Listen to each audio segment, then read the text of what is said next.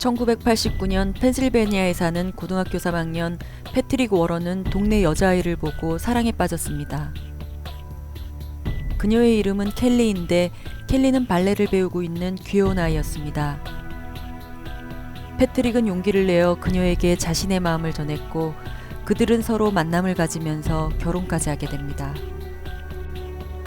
가정을 이룬 부부는 1997년 플로리다로 여행을 가게 되는데요.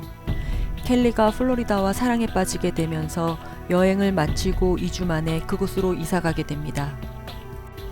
패트릭은 펜실베니아 백화점에서 일하고 있었는데 같은 백화점이 플로리다 코코에 위치하고 있어서 코코로 발령받아서 가게 됐습니다. 켈리 또한 운 좋게 나사에서 안전요원으로 일하게 되었습니다. 워런 부부는 우선 조그만 집을 사서 PJ, 코트니, 드웨인 3명의 아이들과 플로리다 삶을 시작하게 됩니다. 이 부부는 열심히 일해서 자신들의 집 바로 건너편 집을 사들이게 되는데요. 월세를 받을 수 있어서 금전적으로도 넉넉한 삶을 살 수 있게 되었습니다. 부부가 이사한 작은 마을 코코는 주민들이 서로 모두 알고 지내는 아이들 키우기 좋은 곳이었습니다. 코코 마을 사람들은 주말이면 함께 바베큐 파티를 하며 이웃 주민들의 아이들도 같이 돌봐주는 평화로운 곳이었습니다. 드웨인에 따르면 부모님이 싸우는 모습을 전혀 보지 못하고 자랐다고 하는데요.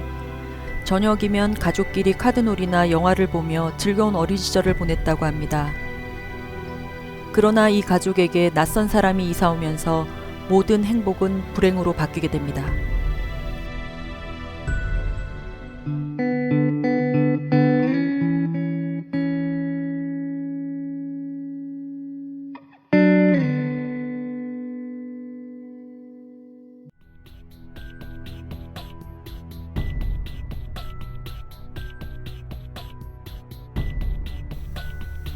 행복한 시간을 가지고 있던 2007년 봄, 뜻하지 않은 방문객이 있었습니다.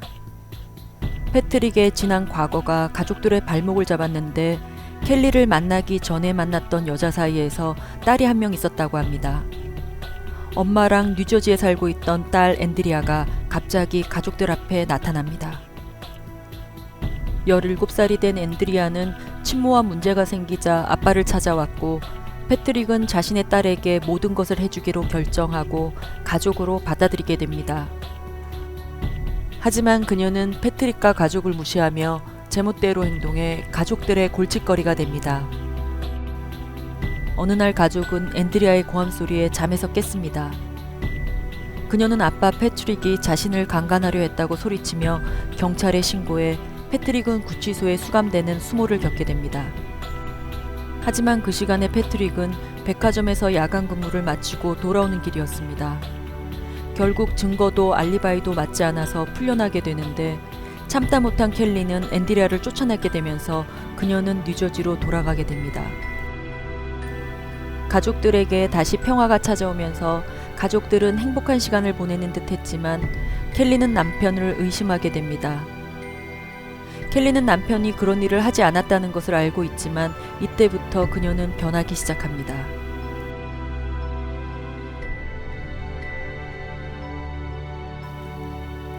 그해 여름 가족들은 플로리다의 여름을 마음껏 즐기고 있었는데 패트릭과 켈리는 예전 같지 않았다고 합니다. 그러던 중 가을이 오면서 켈리는 가족들에게 중대한 발표를 합니다. 켈리가 15살 때 딸을 낳은 적이 있다고 했습니다.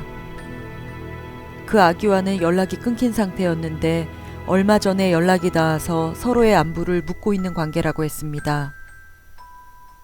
그녀의 이름은 멜리사이고 쌍둥이를 임신한 상태라고 했는데요. 가족들에게 이 소식은 너무나 충격적이었습니다. 패트릭과 아이들은 앤드리아와 함께 살면서 너무 큰 충격을 받은 상태라 또 다른 가족이 있다는 것을 받아들이고 싶지 않았습니다. 켈리는 자신의 딸 멜리사와 약혼자 조나단을 자신들의 두 번째 집에 살 수 있도록 하자고 패트릭을 설득했습니다. 패트릭은 켈리에게 늘 죄책감이 있었는데 이번 일로 켈리를 돕고 싶었습니다. 패트릭은 오랜 고민 끝에 승낙합니다. 멜리사는 쌍둥이를 임신해 비행기 타는 것이 위험하기 때문에 우선 사위가 될 조나단이 먼저 이사와서 일자리를 잡은 후 멜리사가 오는 것으로 결정되었습니다. 패트릭은 사위 조나단이 일할 수 있도록 백화점에 자리를 알아봐 주었습니다. 2007년 추수감사절 휴일에 켈리는 운전해서 버지니아로 가 딸을 만나고 그녀의 약혼자 19살 조나단을 먼저 데리고 왔습니다. 하지만 월세 살고 있는 사람들이 몇 주 후에나 이사갈 수 있어서 조나단은 우선 가족들의 집에 들어와서 살게 되었습니다.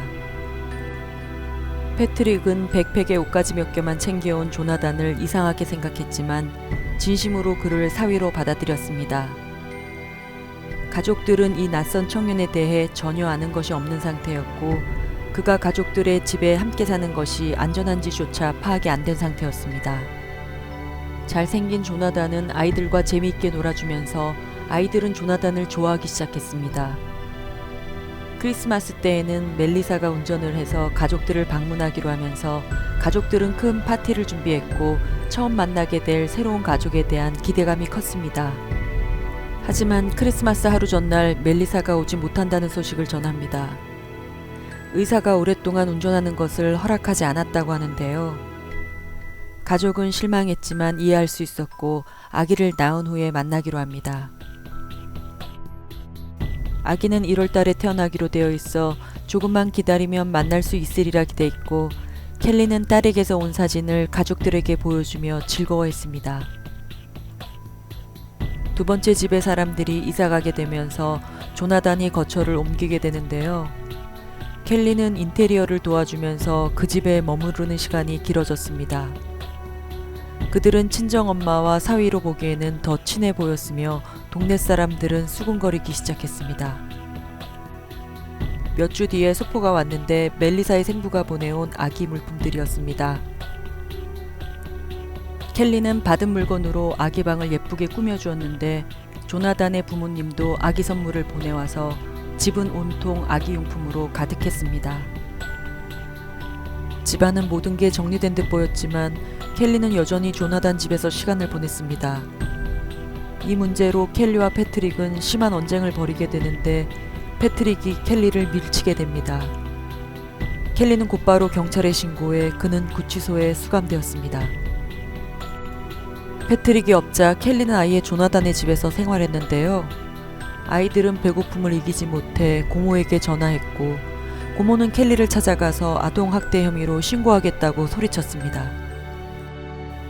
켈리는 어쩔 수 없이 패트릭이 아이를 돌보는 조건으로 합의해 주었습니다. 집으로 돌아온 패트릭은 멜리사의 SNS에 들어가 봤고 여자 쌍둥이 아이들이 태어난 사진이 올라와 있었는데 조나단이 버지니아를 방문하지 않는 것이 더욱 이상했습니다.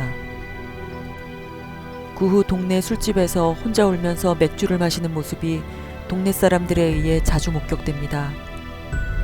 어느 날 누나가 이 모습을 목격하고 위로하자 패트릭은 울면서 조금 전에 조나단이 나 지금 네 와이프랑 잔다 라는 문자를 보내왔다며 괴로워했습니다. 특히 패트릭은 조나단과 백화점 같은 팀에서 일하고 있어서 그를 매일 봐야 하는 것이 고문과도 같았습니다. 어쩔 수 없이 패트릭은 백화점 일을 그만두게 됩니다. 그는 어떻게든 이 상황에서 벗어나려고 노력했지만 상황은 더 안 좋아집니다. 켈리가 부부 크레딧 카드로 조나단이 원하는 모든 것을 사주기 시작했는데 TV, 노트북, 핸드폰, 심지어 새 차까지 사서 조나단에게 선물했습니다. 패트릭의 모든 카드는 한도 초과되었고 저금해 놓은 돈뿐만 아니라 20년 동안 부어온 연금까지 켈리가 모두 써버렸습니다. 결국 두 번째 집이 경매에 넘어가게 됩니다.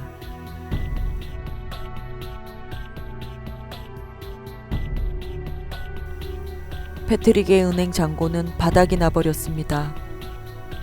그러나 그날은 이웃 주민이 패트릭 가족을 저녁 바베큐에 초대하면서 오랜만에 패트릭과 아이들은 이웃과 즐거운 시간을 가지게 됩니다.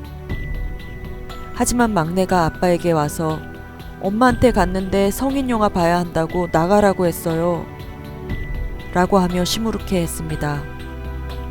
그때 패트릭의 인내심은 바닥이 나버립니다. 패트릭은 막내에게 지금 엄마한테 가서 나쁜 일이 곧 생길 거라고 전해라. 라고 말했습니다.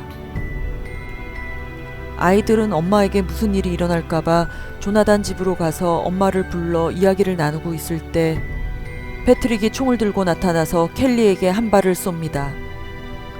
큰아들 PJ가 아빠를 말리면서 뒤에서 안게 되는데요. 이때 켈리는 배 쪽에 총을 맞은 상태로 집 안으로 뛰어들어갔고 조나단은 얼른 문을 잠가버립니다. 분노에 찬 패트릭은 자신의 심장을 향해 한 발을 쏘지만 빗나가면서 맞게 됩니다. 하지만 아빠 뒤쪽에 있던 PJ도 총을 함께 맞게 되는데요. PJ가 쓰러지면서 아빠를 놓쳤고 아빠를 더 이상 말릴 수 없게 되었습니다. PJ는 쓰러진 채 911에 신고합니다. What's going on? Hey, Michelle, help me. What happened? Hey, Michelle, you can help me. 총알이 자신을 빗나가서 맞자 패트릭은 일어나서 문을 열기 위해 문고리를 돌렸지만 잠겨 있었습니다. 화가 난 패트릭은 문을 향해 총을 쏘아대기 시작했습니다.